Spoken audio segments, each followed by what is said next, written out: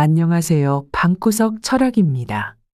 대부분의 사람이 그렇듯 여러분 주변에도 돈이 엄청나게 많고 항상 몸을 명품에 맡기고 다니는데도 유난히 허접해 보이는 사람이 있을 것입니다. 이런 사람들의 공통점은 돈에 비해 정박해 보인다는 것입니다. 결정적인 순간에 지갑을 열지 않고 겸손함이 부족합니다. 이와 반대로 노후에도 외모 가꾸는 것을 게을리하지 않고 언제나 귀티가 흐르는 사람도 한 명쯤은 있을 것입니다. 사람이 나이를 먹어 한 50대 정도에 접어들게 되면 나이든 내 모습이 볼품없어 어느 순간 외모를 가꾸는 것을 등한시하게 됩니다. 늙어서 외모를 관리할 이유를 못 느끼는 것입니다. 나이 먹고서 이렇게 하나 저렇게 하나 다 똑같다고 생각합니다. 하지만 절대 그렇지 않습니다. 외모와 수명 사이의 직접적인 관계를 명확하게 규정하는 연구 결과는 없지만 외모에 대한 인식과 건강 증진 사이의 관계에 대한 연구는 확실하게 존재합니다. 이를 바탕으로 왜 인생에서 외모가 정말 중요한지에 대해서 이야기해 보려고 합니다. 그런데 외모를 꾸미는 것에 대해서 탐탁지 않게 생각하시는 분들도 아마 계실 것입니다. 그 이유는 외모를 관리하는 데 있어 돈이 들기 때문일 것입니다. 그런데 혹시 그냥 내가 외모를 가꾸는 것이 너무 귀찮아서 스스로를 합리화하는 것은 아닌지 한번 곰곰이 생각해 보시기 바랍니다.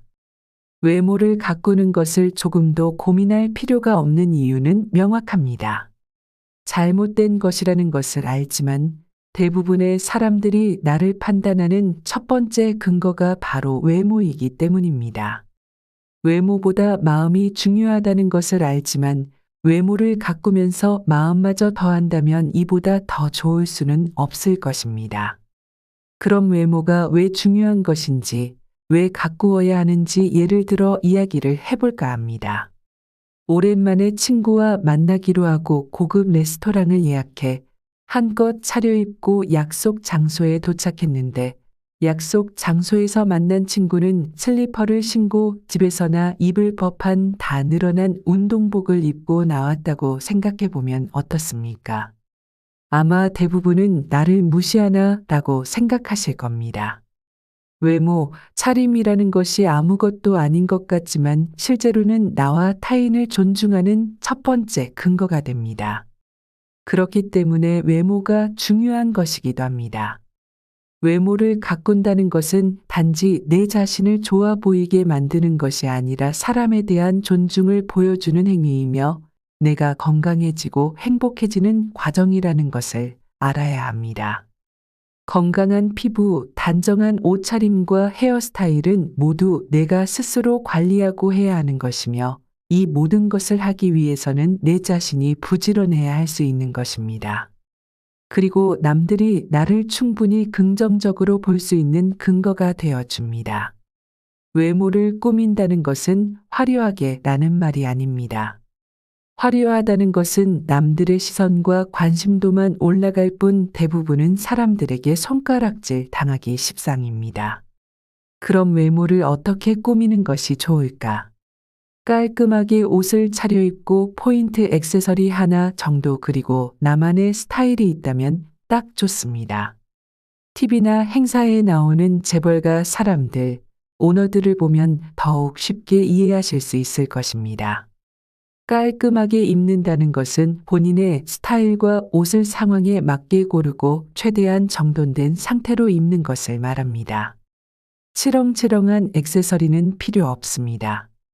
애플의 창업자 스티브 잡스는 청바지와 검은색 티, 페이스북의 창업자 마크 저커버그는 유니클로 회색 티만 옷장에 진열해 두고 입었습니다. 이들은 남들과 비교하기조차도 어려울 만큼의 부를 이루었지만 심플하고 하나의 스타일만 고집하였습니다. 이처럼 나를 가장 드러낼 수 있는 스타일로 표현하는 것이 중요합니다. 그리고 외모는 나 자신의 건강 상태를 가장 많이 드러내는 것입니다. 피부의 상태, 몸매의 형태, 눈의 충혈 유무, 다크서클 등을 보면 이 사람의 건강 상태가 지금 어떠한지 모든 것을 알려주기 때문에 더욱 관리가 필요한 것입니다. 그럼 나이를 먹을수록 외모를 어떻게 꾸미는 것이 좋을까? 첫 번째, 나만의 스타일을 갖추어라. 남들이 보기에 촌티가 나더라도 나만의 스타일을 갖추는 것이 중요합니다. 앞에서 이야기했던 대로 스티브 잡스와 마크 저커버그는 무채색의 티만 입었고 그것을 자신의 스타일로 만들었습니다. 옷을 잘 입는 사람들이 보았을 때 잡스와 저커버그는 세련된 스타일이었을까요? 아마도 아닐 것입니다. 아무리 멋지고 세련된 의상도 제 아무리 값비싼 명품이라도 나에게 어울리지 않을 수 있습니다. 나 자신을 가장 잘 아는 것은 내 자신이니 자신에게 가장 잘 어울리는 스타일을 찾아서 내 스타일로 만들어야 합니다. 스타일이 좋으면 10년은 어려 보이고 다른 이들에게 주는 이미지가 매우 좋아집니다. 마지막으로 스타일을 갖추는데 가장 중요한 것은 바로 자신감입니다. 자신감이 없으면 남들의 시선을 의식하고 생각하느라 나만의 스타일을 갖추기가 어렵습니다. 그렇기 때문에 스스로를 믿고 자신감을 가지는 것이 중요합니다. 두 번째, 꾸준한 운동. 나이가 들면 근육을 흔히 근력 자산이라고 표현합니다. 서울 아산병원 노년내과 정의원 교수가 쓴 느리게 나이 드는 습관이라는 책에는 노년의 1kg 근력의 가치는 무려 1,300만 원이라고 이야기합니다. 이는 노년의 근육이 급속하게 줄어들기 때문에 그만큼 근육이 중요해진다는 말과 같습니다. 근육 감소는 지방간, 심장비대, 췌장 기능 저하, 당뇨와도 연관이 있으며 근육이 빠질수록 의료비가 급증한다는 연구 결과도 있기 때문에 평소에 꾸준한 운동으로 자기 몸을 관리해야 합니다. 헬스장을 다녀도 좋고 동네 주민센터를 다녀도 좋을 것입니다. 금전적으로 여유가 있다면 PT를 받는 것도 하나의 방법일 것입니다. 운동하는 방법은 유튜브에서 검색하면 너무나 잘 나와 있으니 걱정할 필요 없습니다. 다만 운동의 올바른 자세 정도는 반드시 숙지하시길 바랍니다. 자세가 올바르지 못하면 오히려 역효과로 인해 몸에 무리가 갈 수 있기 때문입니다. 이 작은 습관 하나가 노년의 삶을 좌우할 수 있음을 깨달아야 합니다. 운동이라는 것은 그저 신체만을 단련하는 것뿐만 아니라 자신감, 행복감, 정서적 안정감을 채워줍니다. 세 번째, 나는 고유한 존재다라는 마음가짐, 미소와 밝은 표정. 사람은 한 명 한 명이 모두 고유하고 다른 존재입니다. 그것은 쌍둥이라고 해도 별반 다르지 않습니다. 쌍둥이가 모두 똑같은 삶을 살지 않는 것이 그것을 증명합니다. 예일 대학교 역학 및 심리학 부교수인 베카 레비 박사는 1990년대 중반 나이에 관한 전형적 관념이 노인들에게 어떤 영향을 주는지 알아보기 위한 조사를 진행하였고, 나이에 대해 긍정적인 사고를 지닌 사람이 부정적인 사고를 지닌 사람에 비해 평균 7.5년을 더 살았다는 사실을 알아냈습니다. 긍정적인 사고를 지닌 사람들은 삶에 대한 의지가 강력하고 이를 통해 나이를 먹어가며 겪는 어려움을 이겨내는 것으로 보았습니다. 사람은 생각한 대로 말하는 대로 할 수 있는 끌어당기는 에너지의 집합체입니다.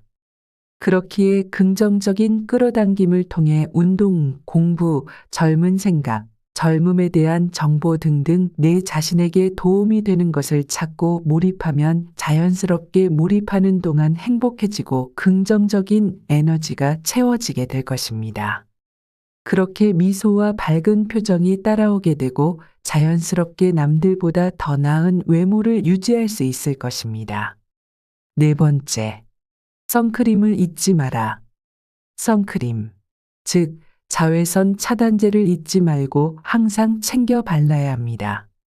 여성분들은 대부분 자외선 차단제를 잊지 않고 잘 챙기지만 남성분들은 자외선 차단제를 잘 바르지 않습니다. 그냥 스킨 툭툭 손바닥에 덜어서 바르는 것이 다입니다. 그런데 이것은 너무나 잘못된 것입니다. 남녀 할 것 없이 사람의 피부는 70%가 콜라겐으로 이루어져 있는데 자외선은 콜라겐에 가장 나쁜 영향을 주는 것 중에 하나로 자외선에 많이 노출되면 피부가 자글자글해지고 축 처지게 됩니다.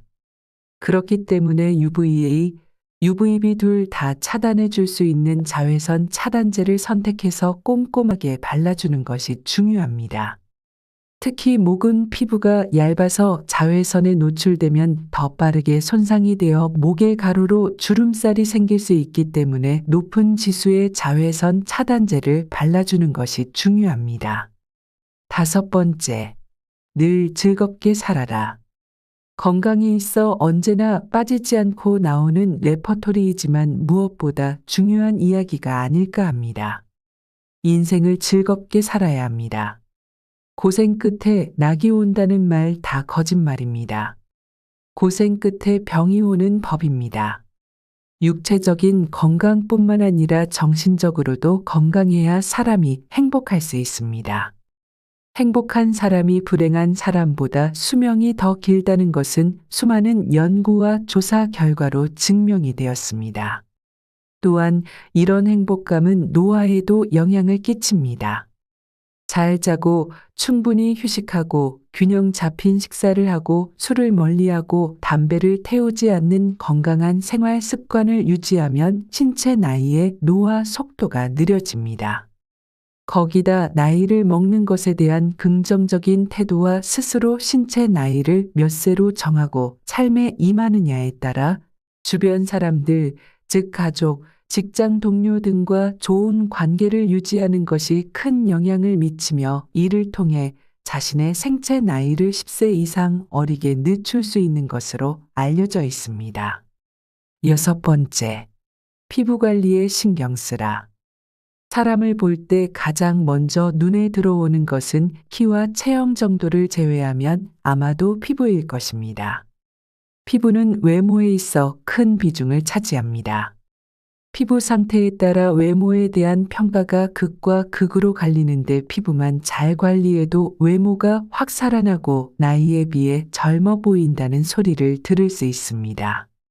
좋은 피부를 위해서는 물을 하루에 2리터 이상은 마셔주어 수분을 충분히 공급해 주는 것이 좋고 충분히 자줘야 피부가 재생이 되고 활성산소가 제거되어 푸석푸석해지지 않습니다. 주 2회 정도는 모공을 열고 스크럽을 통해 피부 표면의 각질을 정리해서 모공이 막히지 않도록 해주는 것이 좋으며 로드샵에서 저렴하게 판매하는 마스크팩을 주 1에서 2회 해주는 것도 피부 관리에 큰 도움이 됩니다. 7번째, 청결한 몸 관리. 혼자 사는 사람들은 호라비 냄새가 난다고 합니다. 이것과 같은 맥락으로 나이가 들면 노인 냄새가 난다고 합니다. 이것은 나이를 먹어감에 따라 자연스럽게 나타나는 신체의 변화입니다. 하지만 청결한 몸 관리를 통해 관리가 가능한 부분이기 때문에 반드시 규칙적으로 몸을 씻고 폼 클렌저, 바디워시, 샴푸와 같은 워시로 몸을 꼼꼼하게 닦아주는 것이 아주 중요합니다. 특히나 냄새가 자주 날 수 있는 사타구니와 같은 부위는 더욱 신경 써야겠습니다. 또 구취의 관리도 중요합니다.